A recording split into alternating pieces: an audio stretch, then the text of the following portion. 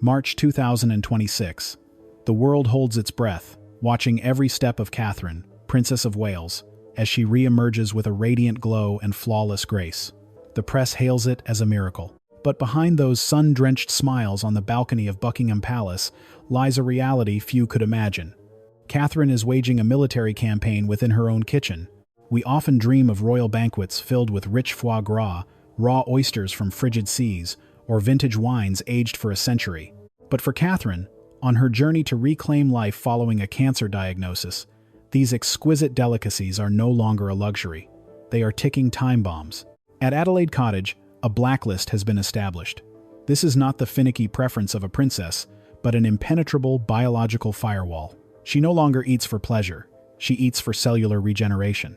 There are foods where a single oversight, a trace of bacteria, or a gram of refined sugar could sabotage months of preventative chemotherapy. Today, we step behind the gates of Windsor to decode the 10 foods the future queen has quietly banished from her menu.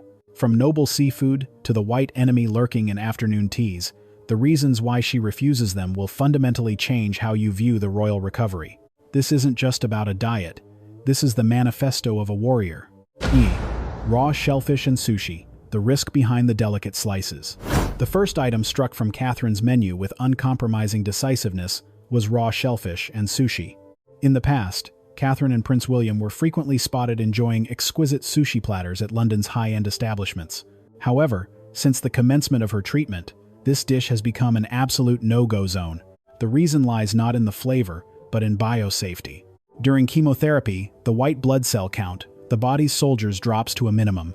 The tiniest bacteria, such as Listeria or Salmonella, hiding in a slice of raw salmon or an unpasteurized oyster, could trigger an immediate medical crisis. Royal doctors established a non-negotiable rule: if it hasn't been cooked at high heat, it doesn't exist. In the summer of 2025, during a private meeting with volunteers at a charity event, a tray of fresh raw seafood was laid out in her honor. Witnesses recount that Catherine smiled that trademark radiant smile, but she quietly took a step back. It wasn't the refusal of a snob, but the instinct of a woman guarding the final fortress of her health. She opted for a plate of thoroughly roasted vegetables instead, a quiet act that sent a powerful message of discipline. 2. The bitter renunciation. Alcohol and the thirst for healing. Second on the blacklist is alcohol and all spirituous beverages. It is well known that Catherine is a connoisseur.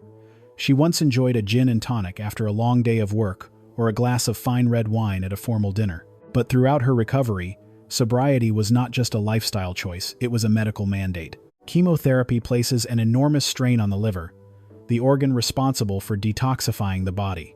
Introducing alcohol, even in small amounts, is akin to forcing an injured athlete to run a marathon. Catherine understood this better than anyone. At a recent event at the Bermondsey Beer Mile in 2026, where craft beers were celebrated, the princess surprised the public by requesting only pure mineral water. The way she held her glass of mineral water betrayed no hint of regret. It exuded a new confidence, the confidence of a woman who has chosen health over the vanity of colorful cocktails. For Catherine, the greatest thirst today is not for wine, but for life and the ability to see her children grow up. In the grand ballrooms of the British monarchy, dessert is more than just a course. It is a display of imperial history. From the towering tiered cakes of royal weddings to the rich, cream-laden puddings served at Sandringham, sugar has always been the silent guest at every royal table. But as Catherine transitioned into her recovery phase in late 2025, she issued a quiet but firm decree. The guest was no longer welcome. Sen, the sweet saboteur, refined sugar and processed confections. The medical logic was as sharp as a surgeon's scalpel. It is widely understood in high-level nutritional oncology that refined sugar can trigger spikes in insulin-like growth factor, IGF-1, and promote systemic inflammation, the very conditions Catherine's medical team sought to eliminate. While the world obsessed over her wardrobe, Catherine was obsessing over labels. She moved away from the traditional British high tea culture. The scones with clotted cream and jam, the delicate macarons, and the honey-glazed pastries were replaced by a strict regimen of low-glycemic alternatives. Insiders report that during a family gathering in early 2026, when a celebratory cake was presented, Catherine politely declined even a ceremonial slice. She wasn't being ascetic for the sake of it. She was protecting her cellular integrity.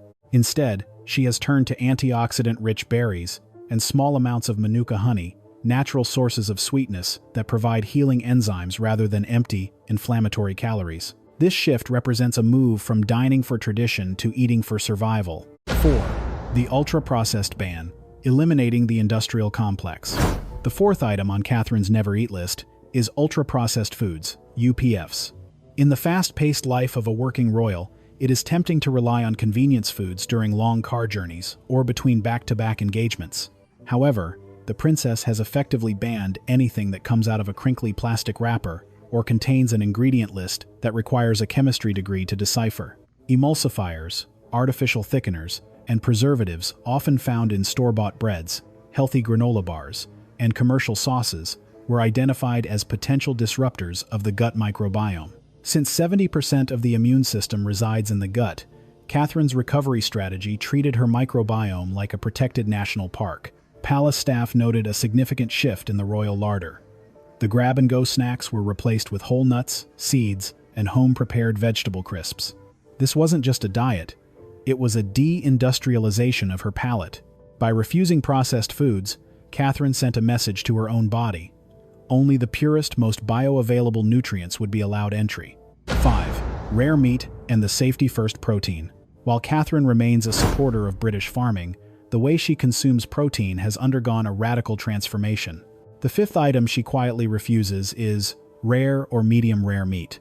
The British aristocrats' love for a pink roast beef or a bloody venison steak is legendary. However, for a patient in recovery, the risk of toxoplasmosis or other foodborne parasites found in undercooked meat is a gamble the princess is no longer willing to take. Throughout 2025 and into 2026, her meals have been characterized by slow and low cooking. Braised stews, long-simmered bone broths, and meats cooked until they fall off the bone have become her staples. This serves two purposes: biosafety, ensuring every pathogen is neutralized; digestibility, breaking down complex proteins into amino acids that a sensitive post-treatment digestive system can absorb without strain. In a recent private lunch with a visiting dignitary, the chef had prepared a classic medium-rare lamb. Catherine's plate, however, arrived noticeably different. A portion of the same lamb, but slow-cooked for 12 hours, into a tender, easily digestible ragout. It was a subtle, elegant adjustment that allowed her to participate in the social ritual without compromising her medical fortress. 6. The dairy danger, unpasteurized cheeses, and the fungal filter. The sixth item on Catherine's list of absolute refusals is unpasteurized dairy and soft blue cheeses. In the high society circles of the UK, a cheese board featuring raw milk, brie, camembert, or pungent Roquefort is a staple of hospitality. Yet, for Catherine, these delicacies represent a fungal minefield. Unpasteurized cheeses carry a higher risk of Listeria monocytogenes, a bacterium that can be devastating for anyone with a suppressed immune system. But there is a deeper layer to this refusal.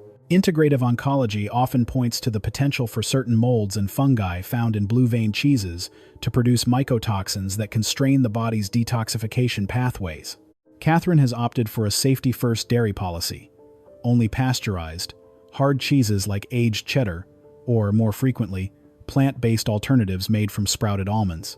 This shift ensures her body spends its energy on cellular repair, not fighting off foodborne microbes. Number 7.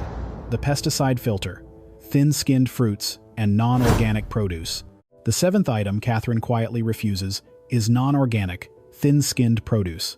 For a princess who has long championed the early years and the health of the next generation, her own health crisis brought a new focus on environmental toxins. The Dirty Dozen, a list of fruits and vegetables most contaminated by pesticides, such as strawberries, spinach, and grapes, have been effectively banned from her plate unless they are certified organic. Catherine's logic is uncompromisingly biological.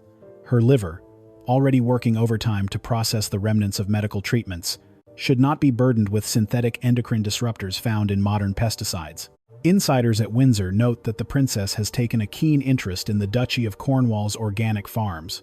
If a fruit has a thin skin that allows chemicals to penetrate the flesh, and it wasn't grown in soil she trusts, it doesn't make it to the Adelaide cottage dining table. She has shifted her preference to thick-skinned defenders, avocados, pineapples, and oranges, where the natural rind provides a first layer of protection against the industrial world. The buffet hazard, salad bars, and public catering. The eighth refusal is perhaps the most difficult for a working royal: open buffet salads and publicly catered raw veggies. Catherine is the master of the royal walkabout, but behind the smiles, she has developed a military-grade skepticism of public catering. The risk of cross-contamination or improperly washed greens in a high-volume catering environment is a variable her team refuses to accept. During her 2026 appearances, observers might notice Catherine gracefully skipping the light bites offered at gallery openings or charity luncheons. It isn't a lack of appetite, it is a hygiene protocol. She avoids raw leaves, which are difficult to sanitize at any venue where she cannot personally verify the washing process. Instead, she waits to return home to her own kitchen, where every leaf of kale or head of broccoli is triple washed in a vinegar and water solution. To Catherine, a simple salad from an untrusted source is not a meal, it is a breach of security. As Catherine, Princess of Wales, solidified her recovery in 2026, a fascinating shift occurred in the temperature of her life. While the raw food movement and green juice cleanses have dominated the wellness world for a decade, the princess has quietly moved in the opposite direction. Influenced by both modern clinical nutrition and ancient recuperative wisdom, Catherine has effectively turned her back on cold comforts. 9. The raw vegetable veto, moving beyond the crunch. The ninth item on Catherine's refusal list is large quantities of raw, cruciferous vegetables. To the casual observer, a giant raw kale salad or a bowl of uncooked broccoli might seem like the epitome of health. However, for a body recovering from the rigors of chemotherapy, raw vegetables can be an energy thief. Raw cruciferous plants contain complex fibers and goitrogens that require immense digestive energy to break down. Catherine's medical strategy shifted toward pre-digested cooking. By steaming, sautéing, or slow roasting her vegetables, the heat does the work that her digestive system would otherwise have to do. This preserves her metabolic energy, directing it toward immune surveillance rather than heavy digestion.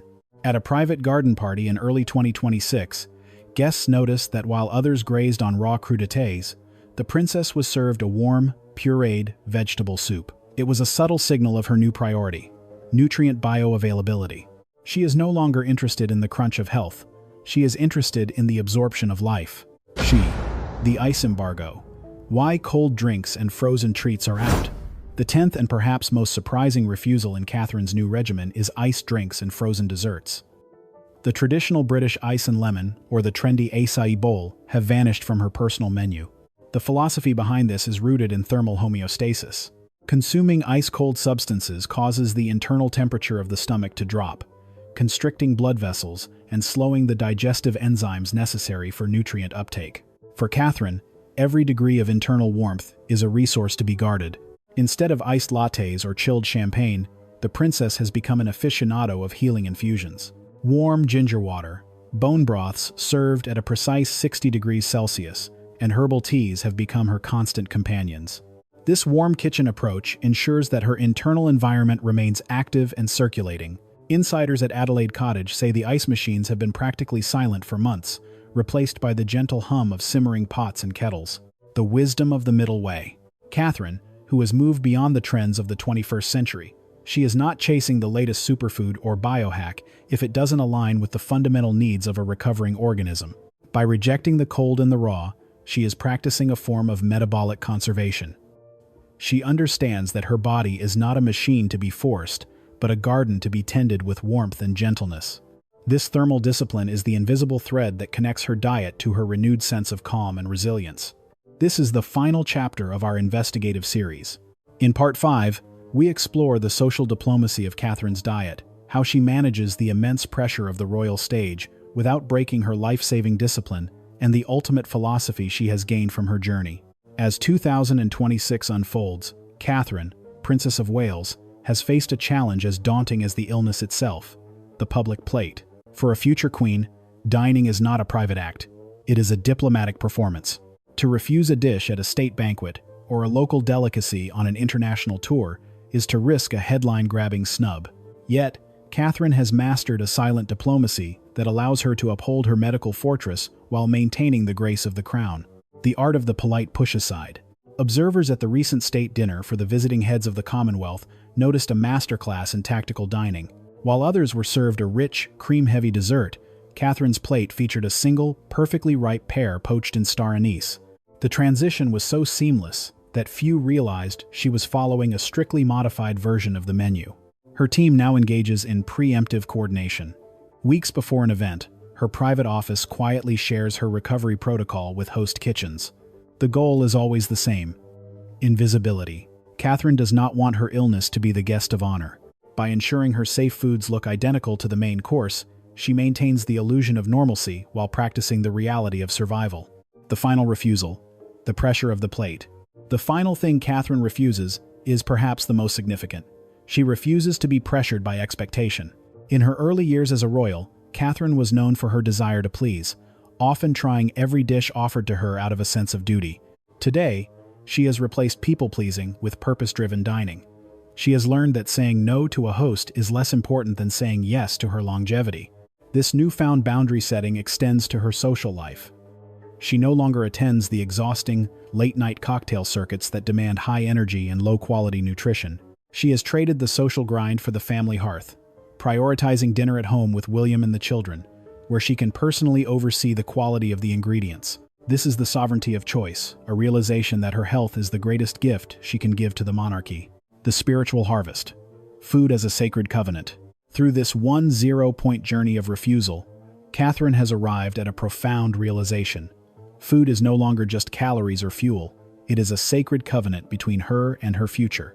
Each item she has removed, from the inflammatory sugars to the raw risks, has been replaced by something far more nourishing: clarity. Her sanctuary of healing at Adelaide Cottage is not a place of deprivation, but a place of profound abundance.